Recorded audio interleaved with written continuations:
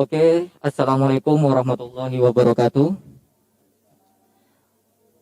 Selamat siang, saya ucapkan selamat bergabung kembali kepada peserta MPLS, yang mana pada hari ini, pada siang ini kita akan melanjutkan materi, yaitu materi yang ketiga tentang budaya sehat yang normal.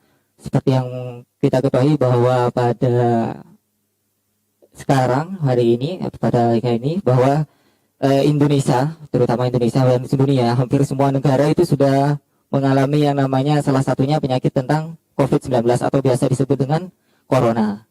Karena itu juga yang membuat kita MPLS yang sekarang ini membuat harus dengan cara daring yang biasanya peserta dihadirkan sekolah, tapi karena ada pandemi ini diharuskan untuk lewat dengan cara daring. Nah, untuk salah satunya bagaimana cara kita agar kita terhindar dari penyakit ini maupun dengan yang lain, kita sudah mempersiapkan materi tentang budaya sehat yang normal bersama dengan Dr. Husnul Yakin ya Pak ya, yang sudah berumur 51 tahun, yang merupakan salah satu dokter di Puskesmas Kudupo, dokter umum. Nah, agar tidak berlangsung lama, mari kita langsung kepada Bapak Husnul Yakin untuk menjelaskan bagaimana caranya budaya sehat yang normal. Dipersilakan.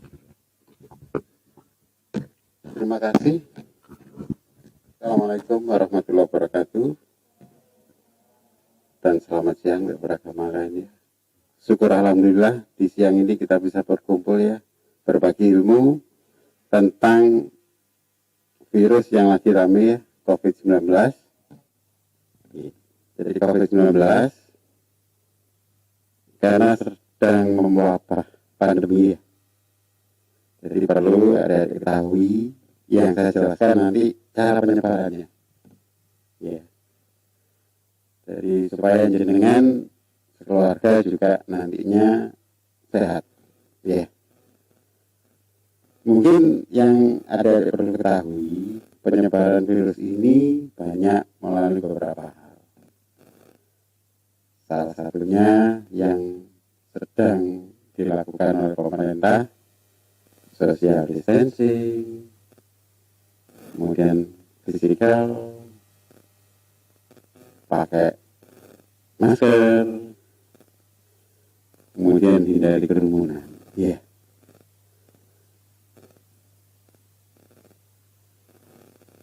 Virus ini kita tahu menyebar bisa lewat udara yang terbaru ya. Udara yang bagaimana? Udara yang terinfeksi oleh virus. Virusnya dari mana? Dari orang yang menimbulkan sakit. Jadi bukan orang yang sakit ya. Karena orang yang sakit itu kan di rumah sakit ya. Tapi banyak kan di sekeliling kita orang yang tanpa gejala, orang yang tanpa keluhan, tapi dia terinfeksi virus. Dia merasa enjoy aja kan. Jadi dalam arti kata dia punya virus di tubuhnya, tapi tidak menimbulkan gejala. Itu yang berbahaya. Dan dia biasa aja. Dia bersin, dengan bersin dia mengeluarkan virus kan. Ya. Dan virus ini di luar bertahan berapa lama? Bisa sehari. Kalau di dalam tubuh bisa lebih. Kalau di luar dia bisa mati dengan kondisi panas. Iya. Jadi virus ini keluar dari tubuh orang yang tidak sakit, tapi punya infeksi dia, karena tidak ada gejala. Kalau orang sakit di rumah sakit kan enak ya. Ini jadi problem kita. Jadi dia merasa sehat, merasa tidak sakit, ya. Jadi melakukan aktivitas, bisa sekolah, bisa kerja kayak saya, tapi dia menularkan virusnya. Ya. Dari apa? Dari bersin. Bersin pegang muka, kemudian pegang handle, pegang HP, pegang buku, pegang motor, pegang helm, semuanya bisa. Iya. Jadi gimana? Tidak boleh megang, dokter? Bukan, megangnya boleh, tapi tangan harus bersih kan? Ya, dari cuci tangan ya. Jadi virus ini menyebar melalui tetesan kecil ya, dari orang yang tanpa gejala ya, tapi sehat kan, tapi ada kumannya ya.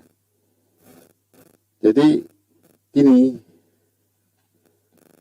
kalau dulu mungkin dianggap ringan ya Pak, orang bersin di depan kita ya sudah, tapi sekarang jangan.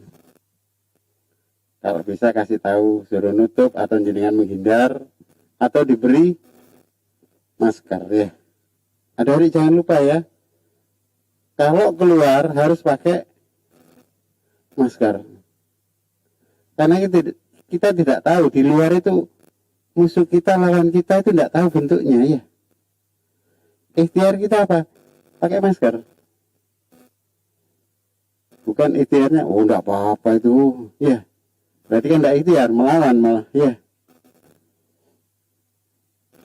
Kemudian jaga jarak. Jaga jarak itu yang ideal berapa adik-adik? Mungkin ada yang tahu? 1 sampai 2, 3 boleh ya. Lebih jauh, lebih bagus. Karena intinya menghindari kontak fisikal, sosial juga ya. Jadi menghindari kerumunan ya. Ini kan betul jaraknya ya. 1 sampai 3 sudah ya.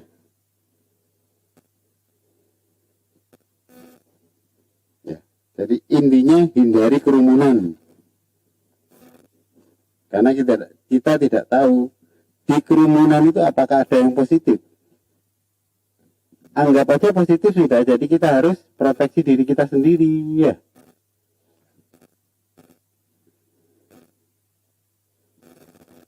Nih tadi saya jelaskan juga alat-alat yang bisa dipegang itu biasanya yang menularkan. Yang paling ringan apa? Ballpoint ya. Karena jenengan sekolah kan ballpoint bisa. Kemudian apa lagi? Tas, kunci motor, kalau pinjem bisa kan? Ya. Jadi apapun yang bisa bersentuhan dengan kita, hindari. Ya. Komputer juga iya. Laptop juga iya. Iya. ATM juga iya ya. Terus begini dokter, tidak boleh. Setelah pegang pakai, bersihkan tangan. Ya.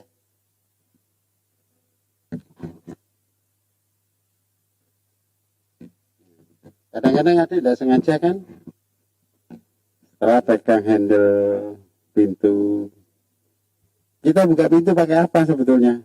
Ya pakai tangan dokter, masa pakai apa? Pakai tangan betul, tapi pakai siku.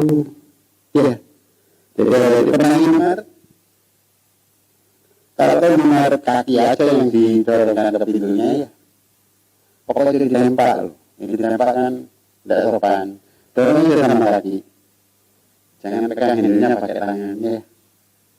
Atau pakai badan dorongkan ini. Gitu. Ya. Jadi hindari kontak tangan ini ya.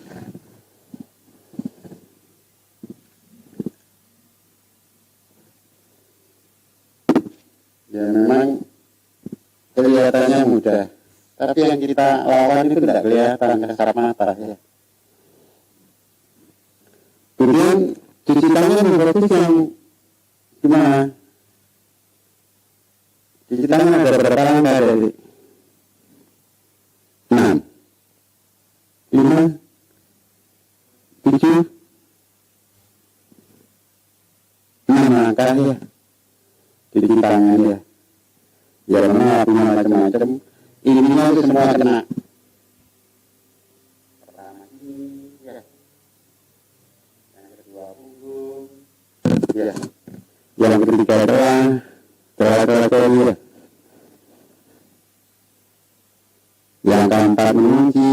Yang kelima jari diputar. Yang keenam mengalami jari ya. Tapi pakai sabun ya. Jadi bukan hanya cuci tangan aja, tapi ada langkah-langkahnya.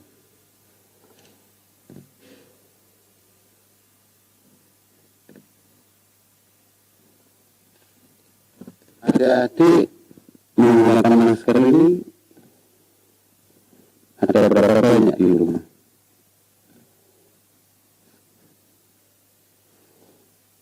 Punya berapa masker?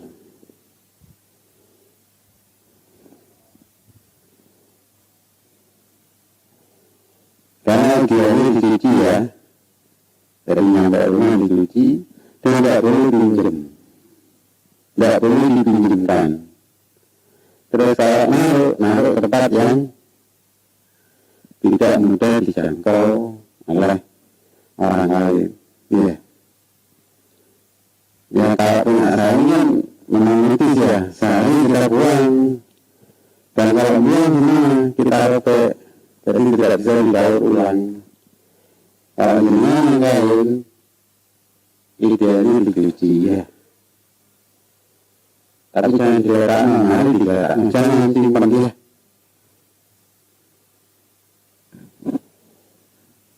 Jadi penyebaran virus corona ini memang lewat udara. Udara medianya apa saja, macam-macam. Bisa dengan alat-alat yang kita gunakan dalam proses belajar, proses bermain, proses olahraga, semuanya bisa. Jadi alat yang bisa dipegang biasanya itu beresiko untuk menularkan suatu penyakit. Ya. Tidak boleh megang, ya boleh. Harus pegang, cuci tangan pakai sabun. Ya.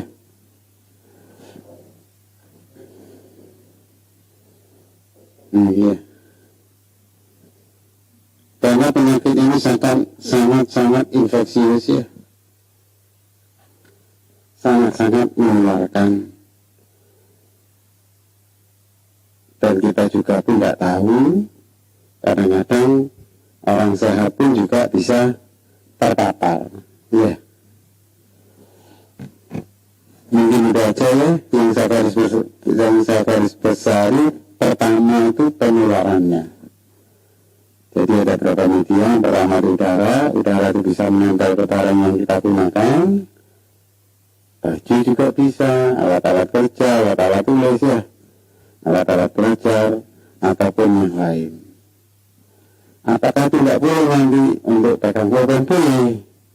Namun kita harus sering cuci tangan ya. Mungkin itu aja dari saya. Kalau ada yang kurang jelas, bisa saya buka pertanyaannya. Harapan saya, kalau ada ilmu, jangan tularkan ya. Siapa tahu dengan beramal ilmu mengurangi penyebaran virus corona. Ya. Assalamualaikum warahmatullahi wabarakatuh. Waalaikumsalam warahmatullahi wabarakatuh. Terima kasih Bapak atas penyampaiannya dengan materi budaya sehat dan normal. Alhamdulillah telah selesai materi yang sudah disampaikan oleh Bapak Husnul Yakin. Selanjutnya ini tentang sesi tanya jawab. Mungkin dari sini ada yang mau ditanyakan, silakan.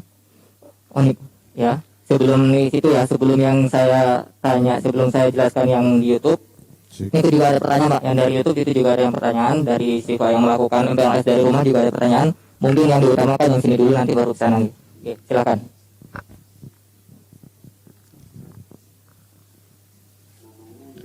Namanya ya?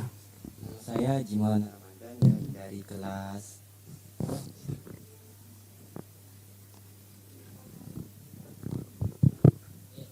Langsung dibuka aja. dari kelas RPL 1. Saya mau nanya, gejala yang memastikan bahwa orang itu benar-benar terkena COVID-19 itu apa, Pak? Karena yang benar-benar bahwa ini yang menunjukkan bahwa ini adalah positif COVID-19 seperti itu ya. Mungkin ini pertanyaannya hampir sama dengan itu Pak yang ada di chat. Itu pertanyaannya, sedang berada, kalau seumpama saya sedang berada di dalam kerumunan, ingin mengetahui yang positif corona, ciri-cirinya ialah salah satunya dengan bicara batuk.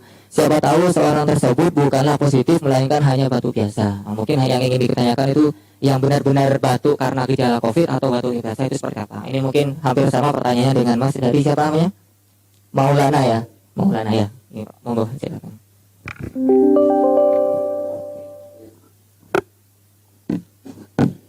Terima kasih. Yang saya jelaskan tadi kan penyebarannya ya. Untuk gejala orang positif COVID, memang gejala utamanya adalah batuk, panas. Tapi nggak semuanya ada ya. Apakah orang batuk itu harus COVID? Betul. Pastinya apa? Setelah di swab. Setelah di swab orang itu dikatakan COVID-19 atau corona. Ya. Jadi batuk yang gimana? Batuk yang berat mestinya. Kalau cuma batuk biasa, bisa aja flu, bisa apa, bisa aja untuk keluar angin lama, ya. Jadi diagnosa pastinya apa? Swab. Apakah tiap orang batuk itu di swab? Betul, nanti dokternya yang menentukan. Jadi ada alurnya, ada protapnya ya. Dan apakah setiap orang batuk itu COVID? Belum tentu, karena orang COVID itu hanya mati rasa, hanya mual-mual saja, ya. Jadi nggak spesifik. Panas mesti ada, nggak itu sumber, makanya batasannya adalah yang tergampang adalah panas, ya. Batuk belum tentu, ya, tapi 60% ada batuknya. Panasnya nomor 1 biasanya, ya. Jadi orang yang positif COVID, pertama itu adalah swabnya, usapan dari tenggorokan sama hidung, itu diketemukan kuman positif. Batuk, pilek, panas itu gejalanya, tapi nggak semua ada, ya. Jadi nggak semua ada. Kadang-kadang itu yang OTG itu orang tanpa gejala, nggak ada gejalanya, tapi swabnya positif. Ya, gimana Mas? Jadi kalau ada orang batuk sudah real, ya. Dan kita nggak tahu apa itu COVID, tapi kalau gejala COVID-nya ada batuknya, intinya harus menghindar dong, ya. Ya. Kadang habis batuk ditutupi tangan, habis itu pegang apa ya. Ya, sampai Mas?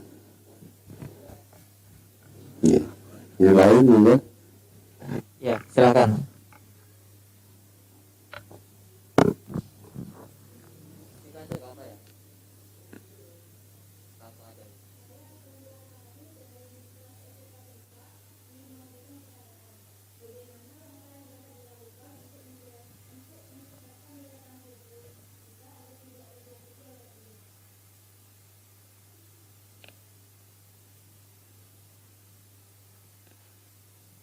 Dari siapa namanya?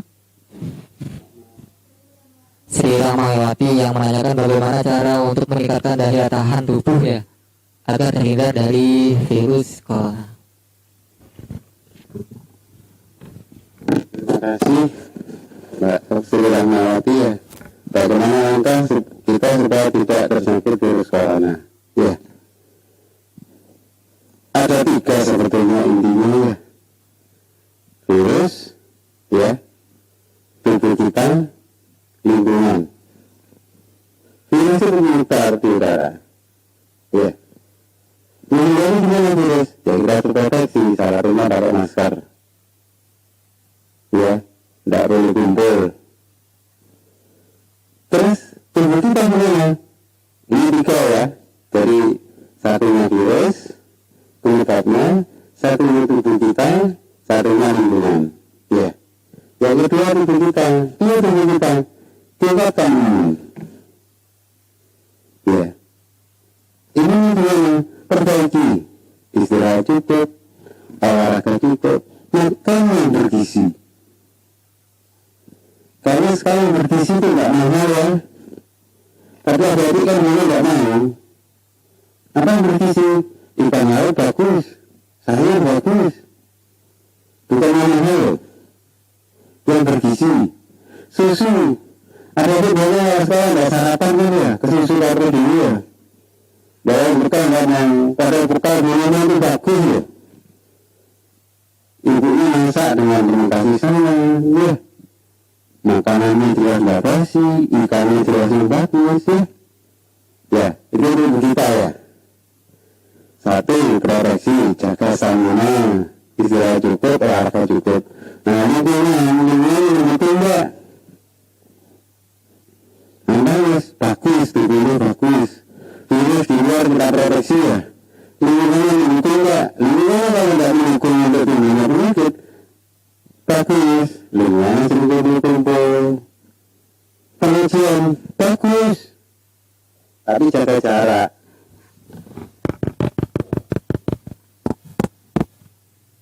Ya. Jadi ibadah tetap terlaksanakan. Tapi harus sesuai protokol kesehatan. Ya. Ya, dari 3 yang utama tadi. Virus, tubuh kita, lingkungan. Ya. Sampai enggak?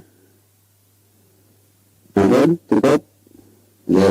Oke, mungkin biar lengkap 3 Pak nih. Jadi tinggal satu lagi. Saya dari itu ada yang bertanya. Coba agak Pak. Yang tadi APD, dokter yang kena yang sudah memakai itu. Pak, saya mau bertanya kenapa dokter yang sudah memakai APD bisa terkena virusnya, padahal sudah memakai alat yang cukup untuk menangani pasien. Dari Uswatun Hasanah.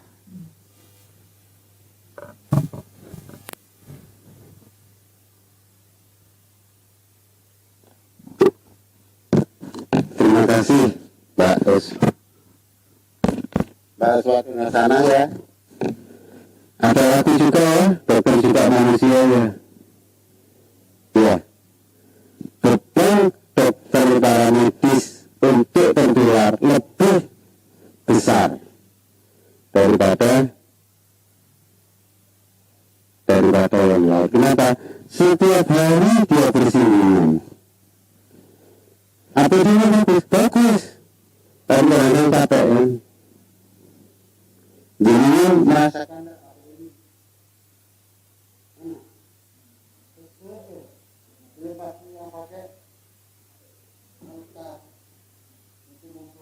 susah, mau makan pun susah, dan rasanya numpuk, ya.